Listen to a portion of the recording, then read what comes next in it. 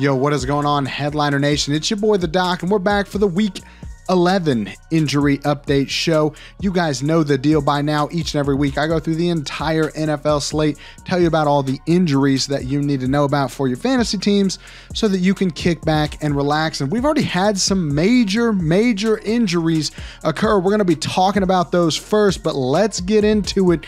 The Week 11 injury update show, it's starting right now. All right, before we get into last night's game and all the drama that unfolded there, let's talk about a few guys whose season was ended last week in Week 10. Quarterback Deshaun Watson for the Browns has a glenoid fracture. If you're thinking about the shoulder joint ball socket, the socket is broken to the point where it is not going to heal on its own. He's going to have surgery. He's done for the season. Also picked up a high ankle sprain. So dude was just playing hurt all over the place. Kind of amazing that he was able to finish Week 10's game. Linebacker Quan Alexander for the Steelers has an Achilles tear. He's done for the year as well. And then the Dallas Cowboys linebacker Leighton Vander Esch was officially ruled out for the rest of the year with his neck injury. We also have an injury update for running back Nick Chubb. He had his second surgery on his knee to reconstruct his ACL. Normal recovery timeline for this is going to be about 7 to 9 months, but the team could opt to leave him out even longer, let him recover fully, similar to what we saw with Kyler Murray this year. So no official guarantee he will be ready by Week 1, but timeline-wise, it is technically possible for him to be ready by next season.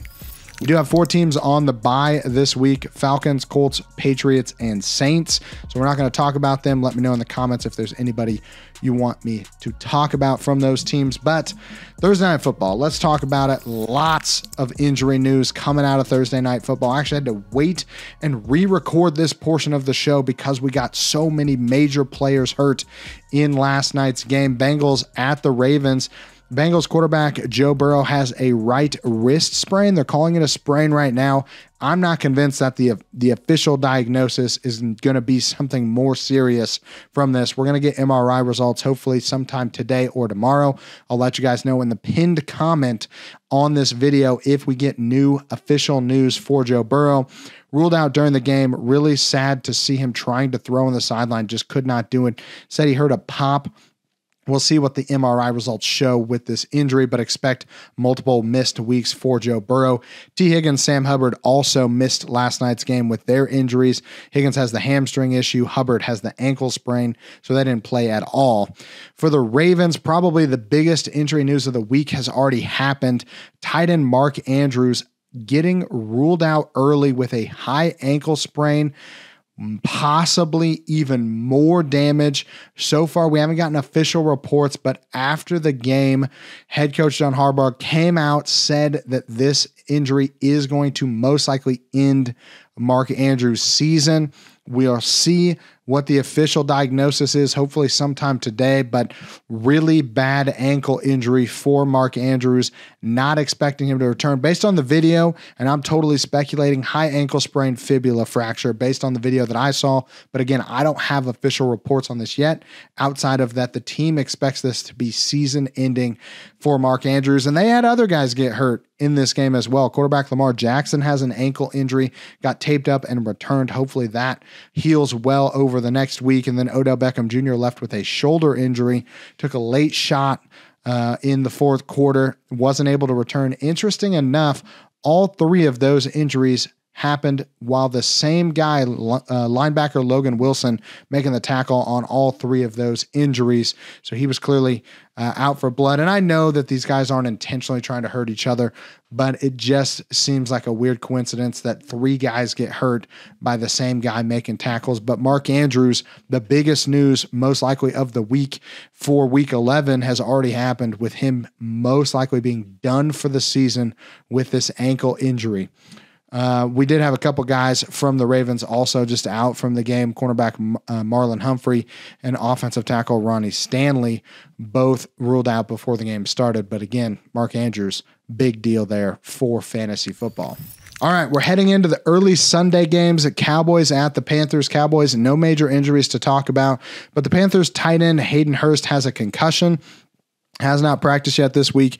Probably should have been pulled during the game last week. Got hit kind of on the back of his head while getting tackled on the turf. He was placed in concussion protocol after the game, but I thought we had enough things in place to catch this type of stuff during games. So kind of a bummer to see him out there when he clearly was not playing at 100%. Linebacker Brian Burns coming off of his concussion. He is practicing in full. Looks like he's going to be able to return this week.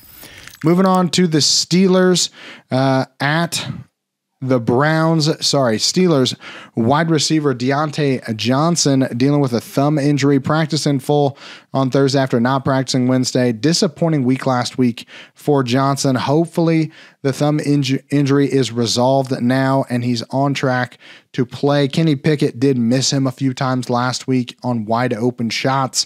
So we're hoping that Deontay Johnson can kind of turn it around, become that PPR monster that we are used to seeing. Tight end Pat Freiermuth coming off the hamstring injury, got a full practice in. Good to see him getting back and practicing in full. Looks like he's going to be able to suit up after coming off his IR stint. I'd expect him to have a full workload coming back in this game with him practicing in full. And then safety Minkah Fitzpatrick still not practicing with the hamstring injury. Doesn't look like he's going to be able to suit up in this game. As for the Browns, safety Juwan Thornhill has a calf strain. Does not look like he's going to be able to play in this game. Teams trending up for the most part outside of the Browns quarterback situation with Deshaun Watson, which I've already talked about. Dorian Thompson-Robinson is expected to get the start, though, so they did make a change at the quarterback. No P.J. Walker this week. Moving on to the Bears at the Lions. Bears quarterback Justin Fields dealing with a thumb dislocation. He's getting back to full practices. Looks like he's going to be able to return this week, and you're going to probably throw him straight into your starting lineup. A lot of backup quarterbacks playing right now. Justin Fields is better than all of them, even if his thumb is not quite at 100% yet. Running back Deontay Foreman's dealing with an ankle injury. He's been limited in practice, but I do still expect him to play. Running back Khalil Herbert coming off the high ankle sprain. Got a full practice in on Thursday. Looks like he's going to be able to suit up. Foreman is a little banged up, has been playing well. Roschon Johnson hasn't really made much of a splash, so I think Khalil Herbert kind of an RB4 for me this week, but not really someone I'm forcing into my starting lineup if I don't have to. Lions, very healthy, playing well. I'm expecting another win for them against the Bears. Moving on to the Chargers at the Packers. Chargers wide receiver Keenan Allen has an AC joint sprain, landed hard on that shoulder, came out of the game, but came back in, finished with a monster game last week. He's already said he plans on playing this week. You're going to throw him in your lineups if he's playing. Tight end Gerald Everett dealing with back/chest injuries. Initially, this was reported as a back injury. Now it's being reported as a chest injury. I went back, watched the video on this. He tried to block Aiden Hutchinson and took basically a shoulder straight to the chest. So I'm going to go with chest on this one. Does not look like he is going to be able to suit up in this game, which means Donald Parham Jr. becomes an interesting flex option in the tight end spot if you're looking for some tight end help. And I'm pretty sure most people are looking for tight end help. Might be a guy that you look at picking up potentially if you got room on your bench. If you were dealing with the injury with Mark Andrews, Donald Parham Jr. could be a guy that you could pick up for the future if you need kind of a streamer going forward. As for the Packers, running back Aaron Jones still dealing with that hamstring injury. Limited in practice, again, has killed us all year with this hamstring injury. Still getting pretty good volume, but just his efficiency is not what it was. He's not right. And honestly, outside of the volume, not a lot to like with Aaron Jones this week. I'm going to put him as an RB3, but I just know that he's probably going to disappoint me again. Wide receiver Christian Watson, surprise, surprise, hurt again. Limited practice, this time with a shoulder issue. Might as well just name this show after Christian Watson. Seems like he's always on the list. Really frustrating if you drafted him as a wide receiver 1. He can't do it. Can't stay healthy. Another rough year for him. If you're still starting him in fantasy, I don't know what to tell you guys. He's going to disappoint you. Cornerback Jair Alexander finally getting some practice time in, was limited on Thursday. That's the only real good news for the Packers injury-wise. Does look like he's going to be able to play in this game, but he is a game-time decision for me. So I do expect him to play, but I'm going to put him as a game-time decision because he has not gotten another. If he practices on Friday, I'm pretty confident he's going to play, but given that we don't know that yet as of this recording, I'm going to say he's going to be a game-time decision. Heading over to the Cardinals at the Texans. Cardinals, not really any injuries to talk about. The Texans have basically the entire team on the injury report this week. 20 players on the report. Wide receiver Nico Collins dealing with the calf strain. Limited practices thus far this week. Missed week 10, but appears on track to play. He's even said that he wants to play in this game. A bit nervous about the calf injury, not going to lie to you. These have a high reoccurrence rate, so I'm keeping him more as that wide receiver 3 with a little bit of risk, knowing that he's coming off the calf injury. Wide receiver Noah Brown, back-to-back DNPs after putting up 325 yards and a touchdown over his last 2 games. Huge breakout so far for Noah Brown. Now he's not practicing due to the knee injury. The interesting part is the team hasn't really publicly said anything about this injury, so I'm not really confident that this is a serious issue. He played in 75% of the team's offensive snaps last week, the highest of his season thus far, so it didn't look like he got hurt during the game. I wouldn't be surprised if he's back practicing in full on Friday. Or if he misses Sunday's game. Really, it could be either or. He's going to be a game-time decision for me unless we hear something else heading into the weekend. Wide receiver Robert Woods has a foot injury, got a full practice in on Thursday. So first time we've seen him practice in a while. Looks like Bobby Trees will be able to come back, and the team has definitely been missing his 3 catches for 30 yards every single week. Running back Dameon Pierce has the ankle injury, not practicing at all this week. Looks like another missed week for him. Devin Singletary, really a nice week last week. Looks like he's finally finding his stride. It's kind of that fill-in RB for Dameon Pierce. So I think he's startable. I'm going to go with an RB2 week for Devin Singletary this week against the Cardinals. Moving on, we got Titans at the Jags. Titans wide receiver Treylon Burks, another guy who seems like he's always on this list. Concussion, didn't practice at all this week, still in concussion protocol. Not expecting him to play. A little concerning given it's been 2 weeks now. He's still not practicing. But again, hit his head really hard. Kind of had a decorticate posturing after he hit. So I'm not surprised that it's taken a little bit longer for this concussion to get cleared up, and probably for his own good, honestly. He's a guy that deals with injuries kind of all the time, so we need to give him a little bit more time to recover than the average fella. Offensive tackle Andre Dillard, dealing with a concussion, has not practiced yet at all this week. Doesn't look like he's going to be able to play for the Jags. We're still talking about Zay Jones and his knee sprain, limited practices. Ultimately missed last week despite practicing in a limited capacity. He's going to be a game-time decision and is not startable for me in fantasy football going forward. Moving on to the Raiders at the Dolphins. Raiders defensive end Max Crosby is dealing with a knee sprain, limited practices thus far. He's banged up, but was still effective at making Zach Wilson's life miserable last week. Got a little bit of a tougher matchup this week with Tua Tagovailoa, who has only taken 14 sacks this season, really focused on keeping himself healthy. We'll see if Max Crosby can get to him a few times in this game. But for the Dolphins, it's all about the running back position. Raheem Mostert, dealing with an ankle/knee injury, limited practices. He's always kind of banged up a little bit. Continues to get it done from the touchdown perspective, though. Still a solid start in fantasy, despite the fact that running back Devon Achane coming back from the knee sprain. Limited practices so far, looking to come back from IR. It's not official yet, but the current belief is that he is going to be able to play in this game. Really was elite from a speed perspective. We'll see if the knee injury has affected that this week. I still think he's going to be a solid starter for you, but don't be surprised if he puts up a little bit of a dud or doesn't get as much volume as you want this first week back as they kind of work him in. So I'm saying more RB3 for him with a lot of upside. If you're looking for that kind of thing, Devon Achane should be back, and it's good for the Dolphins as a whole. Last game of the early Sunday slate, we got Giants at the Commanders. Giants are running back Saquon Barkley has an ankle sprain he's been dealing with for most of the year, limited practices thus far. No news of a setback, so I do expect him to play. But the problem is like this team, the offense is bad, guys. I mean, Tommy DeVito, he's not it. I'm from Illinois. He was not it in college. I couldn't believe that he was getting a start in the NFL. You're telling me there's not a guy out there that could be a better starter than Tommy DeVito? Just kind of surprising. Saquon Barkley is really the only guy left on this team worth talking about from a fantasy perspective. I do think he is worth playing, but he's probably more of an RB2 than an RB1 as long as DeVito is the quarterback until he starts dumping it down to Saquon Barkley. Maybe we'll see a breakthrough at some point, but I don't expect it. As for the Commanders, they have running back issues as well. Antonio Gibson has a toe injury, not practicing thus far this week, working almost exclusively this year as a pass catching back.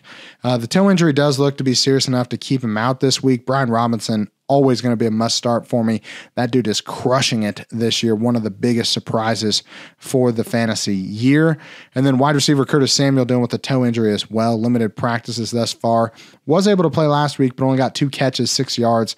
Not really worth starting in fantasy, but just know he does look like he's going to be able to suit up again this week.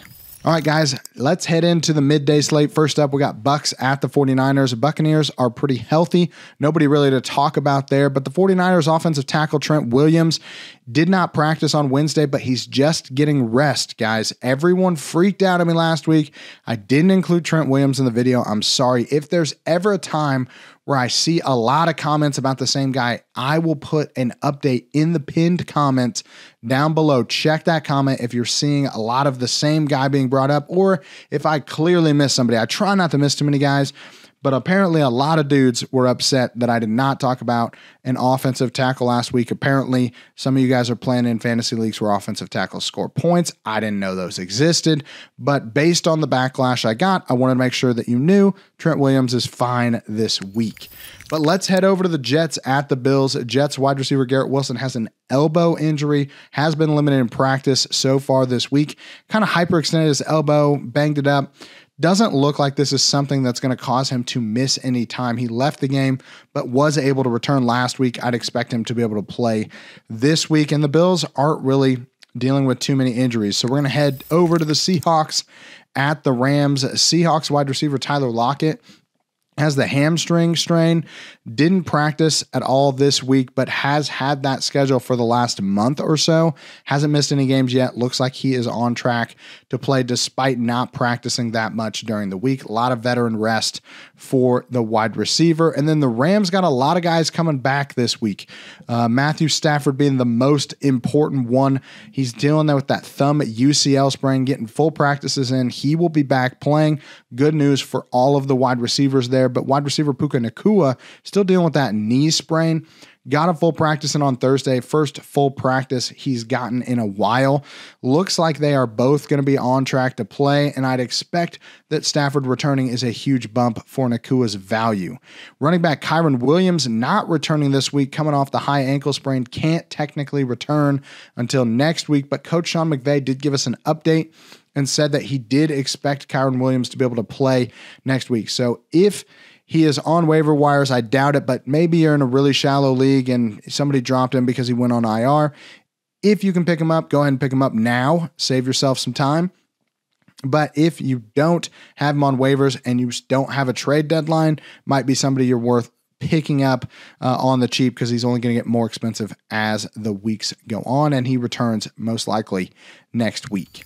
Moving on to Sunday Night Football, we got Vikings at the Broncos. Vikings wide receiver Justin Jefferson dealing with that hamstring strain. Limited practices so far this week. Same thing as last week. Wasn't able to return, just like I said, I didn't expect him to.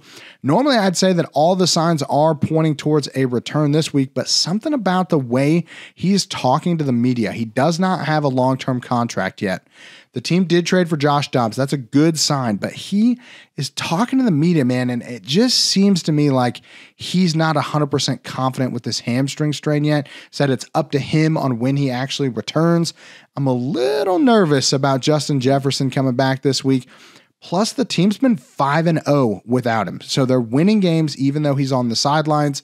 Just has me a little bit worried that he's going to be a late scratch Sunday night game. Prepare to play with him, but also prepare to be without him on Sunday night. So you have to have a backup plan in place. You obviously have to prepare in case he does go. You're going to be starting him, but most likely going to be a late Sunday game time decision. I know that's not what anybody wants to hear, but I just am telling you guys what I think is going to happen. Running back Alexander Mattison dealing with a concussion. Didn't practice on Wednesday, limited Thursday. Could be a surprise guy to come back in less than a week, but we have not seen a lot of that with concussions. I think that he's most likely going to be on the bench, and Ty Chandler is going to get a chance to be the RB1 this week. Has shown to have a little bit of juice last week. He looked pretty good coming in and filling in for Madison. Hopefully we see him get a full start here. Wide receiver KJ Osborne coming off his concussion, missed last week due to a coach's decision. Makes me wonder again if they're going to start Madison, if they're already leaving guys out with concussions in Osborne's case. So I think Osborne's back this week. He's back practicing in full. Looks like they're going to get a little bit of help there. And then tight end TJ Hawkinson dealing with the rib contusion / oblique strain. Showed last week that you can't ever sit this guy. Doesn't matter if he's limited by anything. He's going to be playing. You have to start him each and every week. He's a difference maker at the tight end position. As for the Broncos, wide receiver Jerry Jeudy showed up on the injury report with a hamstring strain on Thursday. Not a lot of info on this because it happened on Thursday, but just know he's dealing with a little something. Probably not starting him anyway, but just in case you were planning to, might be looking for another option with this hip injury. Last game of the week, we got Monday Night Football, probably the best game on the slate this week. A rematch of the Super Bowl last year, Eagles at the Chiefs. Eagles tight end Dallas Goedert has a forearm fractured in last week's game. Did not practice on Thursday. Let's be clear, almost no chance that Dallas Goedert plays in this game or the next game or probably the next two games after that. Just know it's going to take a little bit of time. I'm projecting about 4 to 6 weeks on this recovery timeline, but kind of a pain for them to not put him on IR yet. If you're a team that has to hold on to him basically while they don't put him on IR, just know you're going to be missing him for at least the next 2 games, probably even longer after that. But A.J. Brown is about to go supernova, so I guess that's good if you have him. As for the Chiefs, no major injuries, so we are going to wrap it up for the Week 11 Injury Update Show. All right, that's it for the Week 11 Injury Update Show. If I missed anybody, let me know in the comments down below. Want to thank our sponsors over here at the channel. Use the code HEADLINERS over at manscaped.com, and they will get you 20% off plus free shipping on your first order. Manscaped has a brand new Lawnmower 5.0. Hoping I can get a hold of one of these bad boys prior to Christmas so I can give you a little review on how great the Lawnmower 5.0. Love my 4.0, but I'm hoping I can get a hold of the 5.0. Love the features that they've added, but use the code HEADLINERS 20% off plus free shipping. If you use the code HEADLINERS when you sign up at pristineauction.com, you are automatically entered to all the giveaways that we do. They are sending us literally huge boxes full of amazing signed memorabilia for us to give away for free to the people that use the code HEADLINERS when they sign up for their free account over at Pristine Auction. Make sure that you are doing that so you can get entered into those giveaways. Jake just got a massive box from them full of stuff that you would not believe that we would be giving away for free on this channel. And of course, our friends at Underdog Fantasy, the best place to play daily fantasy games. Make sure you're using the code HEADLINERS when you sign up. Get a $100 first deposit match over at Underdog Fantasy. But guys, that's all I got for you this week. Appreciate everybody watching the show, and the doc is out.